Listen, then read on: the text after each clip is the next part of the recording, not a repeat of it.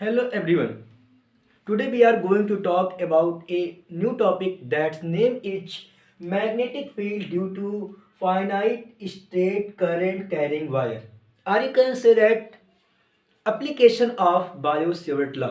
आज हम सभी एप्लीकेशन ऑफ बायो-सेवर्ट लॉ देखने जा रहे हैं और जिसमें हम देखेंगे कि कोई फाइनाइट स्ट्रेट वायर है तो उसके आसपास में कितनी मैग्नेटिक फील्ड होगी। ध्यान से देखिएगा, मैंने एक क्या कर लिया, फाइनाइट वायर का फॉर्मेशन कर लिया। ये आपका क्या है, एक फाइनाइट वायर है और इसमें मैंने क्या ले ली, करंट की डायरेक्शन ले ली। ये आई क्या है, करंट की डायरेक्शन है। यहां से किसी भी पॉइंट से, मान लीजिए मैंने एक पॉइंट ले लिया पी और इस पॉइंट पी पर मुझे क्या निकालना है, मैग्नेटिक फील्ड निकालना है। इस करंट कैरिंग वायर से इस पॉइंट पी पर मैग्नेटिक फील्ड निकालनी है। तो मैंने इस वायर से इस पर क्या ले ली, एक परपेंडिकुलर डिस्टेंस ले ली, जिसको मैंने क्या कह दिया, ए कह दिया। और यहां से एल डिस्टेंस पर, यहां से एल डिस्टेंस पर एक छोटा सा एलिमेंट क्या काट लिया, डीएल काट लिया। क्या काट लिया, डीएल काट लिया। और इस डीएल को मैंने क्या कर दिया, इसके साथ में ज्वाइन कर दिया। और देखो इस पॉइंट को भी मैंने क्या किया, इसके साथ में ज्वाइन कर दिया। इस पॉइंट को भी मैंने क्या कर दिया, इसके साथ में ज्वाइन कर दिया। ये एंगल आपका कितना है, 90 है। इस डीएल से पॉइंट पी के बीच की डिस्टेंस को हमने क्या ले लिया, आर ले लिया। क्या ले लिया, आर ले लिया। ध्यान से देखते रहिएगा, इसको क्या ले लिया, आर ले लिया। ये एंगल आपका कितना है, 90 है। इस एंगल को सपोज दैट मैंने क्या मान लिया, थीटा मान लिया। क्या मान लिया, थीटा मान लिया। ये 90, ये थीटा, तो ये वाला एंगल कितना आ जाएगा, ये वाला एंगल आ जाएगा 90 माइनस थीटा आ जाएगा। ये 90, ये थीटा, तो ये कितना आ जाएगा, 90 माइनस थीटा आ जाएगा। इस पूरे को मैंने क्या मान लिया, इसको ले लिया फाई 1 और सपोज दैट इस पूरे को मैंने क्या ले लिया, इसको ले लिया फाई 2, जो कि मैंने यहां पे किया रिप्रेजेंट। इस पूरे को क्या लिया है, फाई 2 लिया है। इसको क्या लिया है, फाई 1 लिया है। इस छोटू सा जो एंगल है इसको मैंने क्या ले लिया है, इस एंगल को हमने थीटा ले लिया है। क्या ले लिया है, थीटा ले लिया है। अब हम क्या करते हैं, इसमें यूज करते हैं बायो-सेवर्ट लॉ का। Using Biot-Savart law, using Biot-Savart law, Biot-Savart law का इसमें यूज करते हैं। ध्यान से देखिएगा, जब इसमें बायो-सेवर्ट लॉ लगा देंगे तो क्या आ जाएगा, हम क्या निकालने जा रहे हैं, इस छोटे से एलिमेंट डीएल से पॉइंट पी पर कितनी मैग्नेटिक फील्ड होगी। छोटे से एलिमेंट डीएल से पॉइंट पी पर कितनी मैग्नेटिक फील्ड होगी। तो उसके लिए आप सभी ने फार्मूला पढ़ा है, dB equal to mu naught upon 4 pi I D L. क्या होता है, साइन थीटा। तो साइन ले लिया और थीटा की वैल्यू कितनी है, थीटा की वैल्यू है 90 माइनस थीटा। डिस्टेंस आपने क्या लिया है, डिस्टेंस आपने लिया है आर, तो क्या हो गया, R square. dB equal to mu naught upon 4 pi I D L sine theta की वैल्यू 90 माइनस थीटा अपॉन कितना, आर स्क्वायर। तो dB इक्वल टू आ गया mu naught upon 4 pi I D L sine 90 minus theta, sine 90 minus theta की value कितनी, cos theta upon कितना आ जाएगा, आर स्क्वायर। आई होप आपको यहां तक बात समझ में आ रही होगी। अब सबसे पहले हम क्या निकालते हैं, आर की वैल्यू निकालते हैं। आर की वैल्यू कैसे निकालते हैं, थोड़ा ध्यान से समझिएगा। हमने इसमें लगा दिया क्योंकि आर आपका क्या है, वेरिएबल है। आप बोलेंगे कैसे वेरिएबल है, अभी मैंने यहां से लिया है तो ये आपका कितना हो गया, आर। अगर मुझे पूरे वायर को क्या करना है, पूरे वायर को कनेक्ट करना, मतलब पूरे वायर से देखना है। अभी तो छोटे से डीएल से है, अगर मुझे क्या करना है, पूरे वायर से देखना है। थीटा की वैल्यू क्या कर होगी, इंक्रीज करते जाएंगे। थीटा की वैल्यू जैसे जैसे क्या करेंगे, इंक्रीज करते जाएंगे, नीचे वाले सारे कंपोनेंट क्या होंगे, कंप्लीट होंगे। थीटा की वैल्यू जैसे ऊपर की साइड में लेके जाएंगे, ऊपर के सारे कंपोनेंट क्या होंगे, कंप्लीट हो जाएंगे। इसीलिए आर आपका क्या होगा, वेरिएबल होगा, क्योंकि यहाँ पे आपने लिया कि ये आर होगा, ये थोड़ा सा और नीचे आ जाएगा, आर की वैल्यू चेंज हो जाएगी, और थोड़ा सा नीचे आ जाएगा, आर की वैल्यू चेंज हो जाएगी, ये ऊपर जाएगा तब भी आर की वैल्यू क्या हो जी, चेंज हो जाएगी। तो आर आपका वेरिएबल है। तो इसके लिए क्या करते हैं, हम लगाते हैं कॉस थीटा। अब कॉस का फार्मूला क्या, इसको साइड में देख लेते हैं, यहाँ पे कॉस थीटा लगाते हैं। तो कॉस का फार्मूला होता है बेस अपॉन हाइपोटेन्यूस। एंगल के सामने क्या होता है, परपेंडिकुलर, ये क्या हो जाएगा बेस, तो बेस की वैल्यू आ जाएगी ए, और हाइपोटेन्यूस की वैल्यू कितनी आ जाएगी, आर। एंगल के सामने परपेंडिकुलर, ये बेस, और ये क्या हो गया हाइपोटेन्यूस। यहां से अगर हम आर की वैल्यू निकालेंगे तो कितनी आ जाएगी, ए अपान कॉस थीटा, और यहाँ पे आ जाएगा कॉस आपका नीचे आ जाएगा, तो आर की वैल्यू कितनी मिल गई, ए अपान कॉस थीटा। यहां से एक चीज और निकालनी है, क्या निकालनी है, डीएल निकालना है। तो डीएल कैसे निकालेंगे, डीएल के लिए हमने क्या लगा दिया, ध्यान से देखिएगा, इसको साइड में यहां पे कर रहे हैं। तो क्या लगा दिया, टैन थीटा लगा दिया, क्या लगा दिया, टैन थीटा। अब टैन का फार्मूला होता है परपेंडिकुलर अपॉन बेस। एंगल के सामने परपेंडिकुलर तो एल आ गया, और बेस की वैल्यू कितनी है, ए है। तो टैन थीटा इक्वल टू क्या हो गया, एल अपॉन कितना, ए। एंगल के सामने परपेंडिकुलर, और ये क्या हो गया, बेस। तो टैन थीटा यहां से देखें तो एल इक्वल टू क्या मिल गया, ए टैन थीटा। ए का इसमें क्या कर देंगे, मल्टीप्लाई, एल इक्वल टू क्या मिल जाएगा, ए टैन थीटा।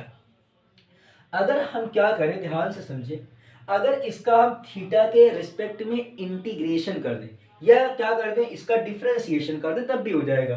तो क्या करेंगे, डिफरेंशिएशन विथ रिस्पेक्ट टू कितना, थीटा। तो क्या आ जाएगा, डी अपान डी थीटा एल का, और यहाँ पे डी अपान डी थीटा ए टैन थीटा का।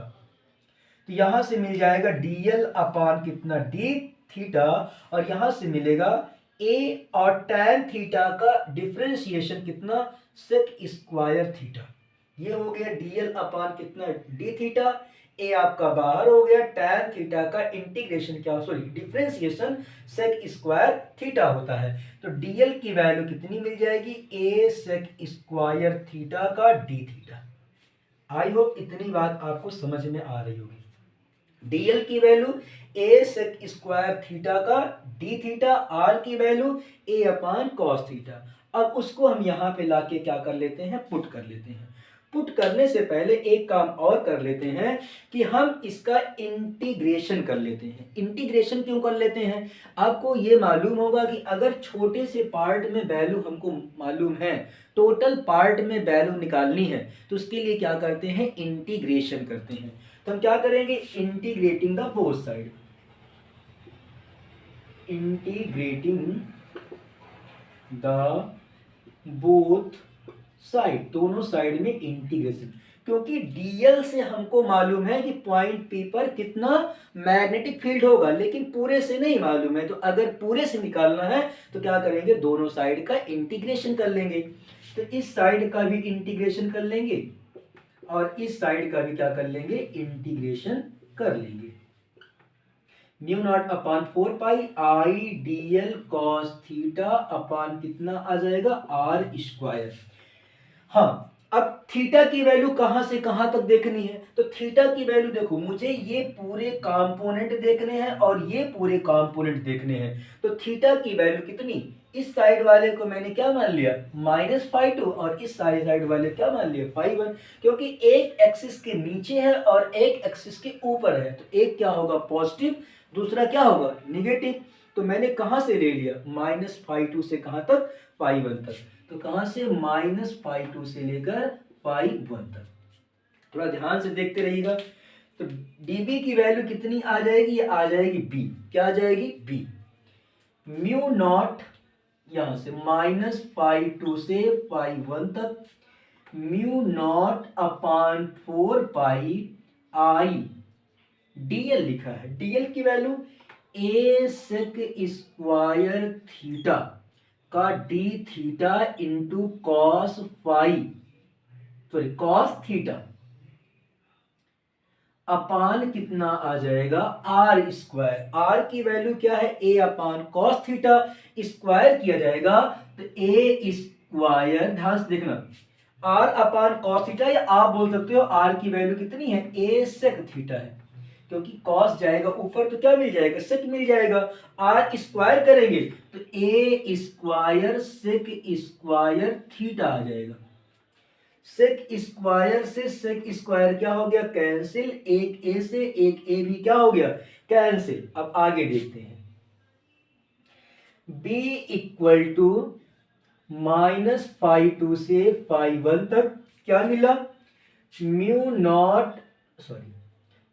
Not upon 4 pi I by a और कॉस थीटा का डी थीटा, कॉस थीटा का डी थीटा। आगे थोड़ा सा देखना ध्यान से,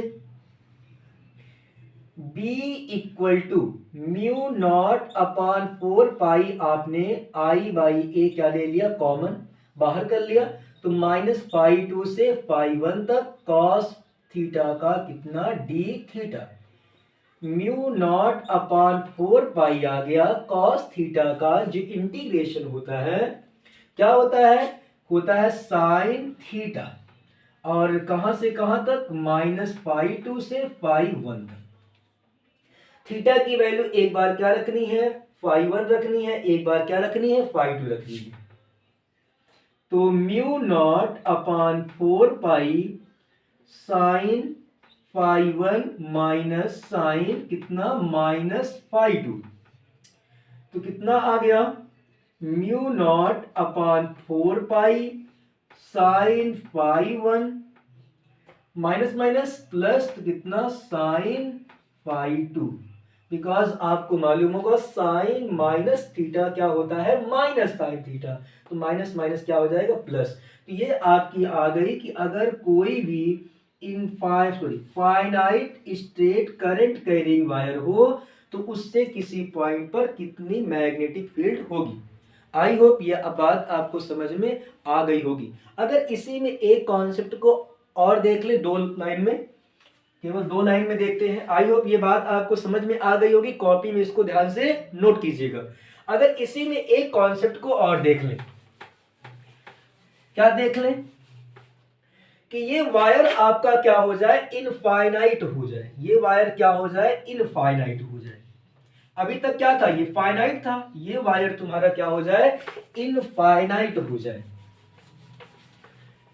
क्या हो जाए इनफाइनाइट। इसको लिख देते हैं हम, क्या हो जाए इनफाइनाइट हो जाए। तब क्या होगा वही सेम चीज, ये आपका क्या हो जाएगा ए, ये आपका पॉइंट पी है ना, और जो आपने φ1 और φ2 अभी लिया था, याद होगा अभी आपको, ये आपने क्या लिया था, इसको आपने कहा था φ1 और इसको आपने क्या कहा था φ2। अब ये जब वायर आपका इनफाइनाइट हो गया तो ये φ1 और ये आपका φ2 क्या होगा 90 हो जाएगा, क्योंकि वायर जितना बड़ा होता जाएगा उस कंडीशन में φ1 और φ2 की वैल्यू इंक्रीज होती जाएगी, और एक कंडीशन आएगी कि जब φ1 और φ2 की वैल्यू क्या होगी 90, इनफाइनाइट वायर होगा तो ये φ1 और φ2 क्या होगा इंक्रीज होता जाएगा, और एक कंडीशन ऐसी आ जाएगी कि φ1 और φ2 क्या हो जाएगा 90। तो इनफाइनाइट वायर के लिए क्या होगा, यहां पे लिखना, फॉर इनफाइनाइट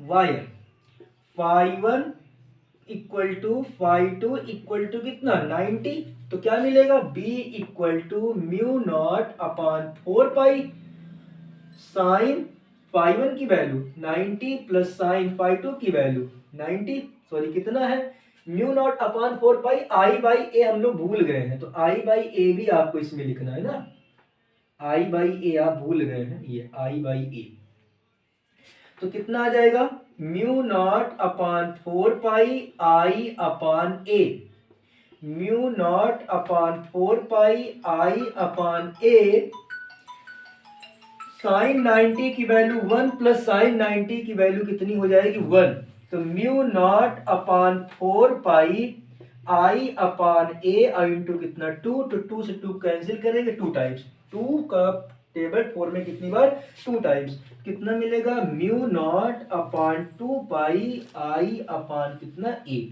आई होप ये बात आपको समझ में आ गई होगी। यहाँ थोड़ा ध्यान दे लीजिएगा, आई अपान ए लिखा इसको यहाँ पे लिख लीजिएगा। Thank you so much.